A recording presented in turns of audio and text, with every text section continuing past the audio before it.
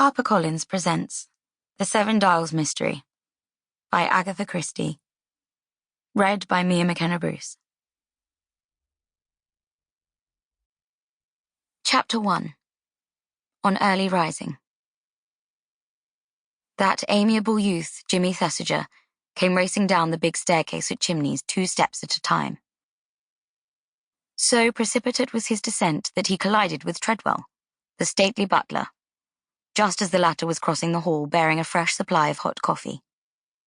Owing to the marvellous presence of mind and masterly agility of Treadwell, no casualty occurred.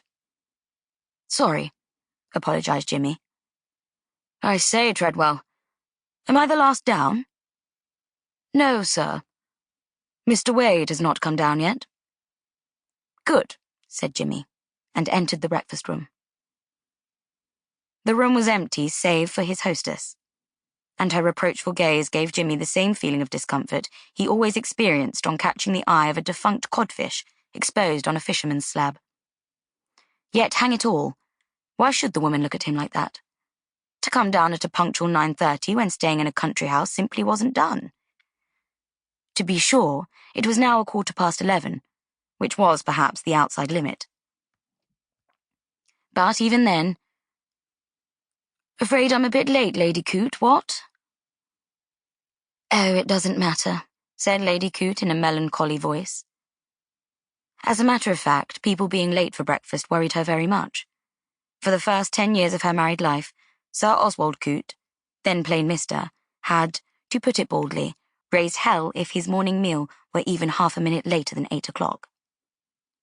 Lady Coote had been disciplined to regard unpunctuality as a deadly sin of the most unpardonable nature. And habit dies hard.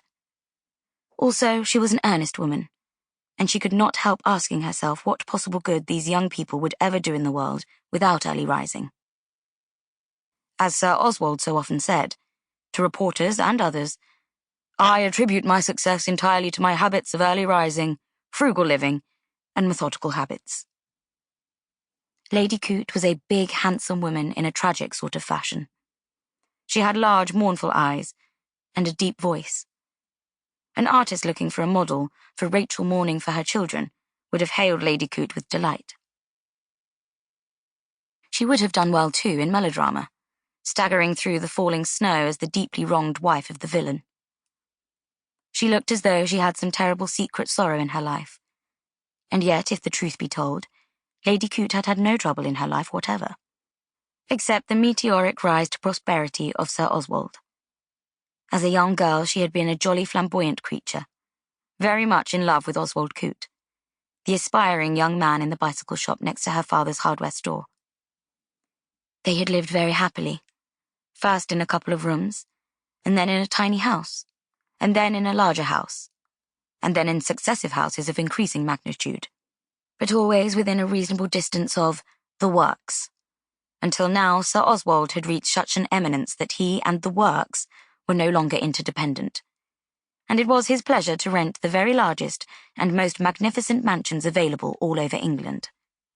Chimneys was a historic place, and in renting it from the Marquis of Caterham for 2 years, Sir Oswald felt that he had attained the top notch of his ambition. Lady Coote was not nearly so happy about it. She was a lonely woman. The principal relaxation of her early married life had been talking to the girl, and even when the girl had been multiplied by 3, conversation with her domestic staff had still been the principal distraction of Lady Coote's day. Now, with a pack of housemaids, a butler like an archbishop, several footmen of imposing proportions, a bevy of scuttling kitchen and scullery maids, a terrifying foreign chef with a temperament, and a housekeeper of immense proportions who alternately creaked and rustled when she moved, Lady Coote was as one marooned on a desert island. She sighed now, heavily, and drifted out through the open window, much to the relief of Jimmy Thesiger, who at once helped himself to more kidneys and bacon on the strength of it.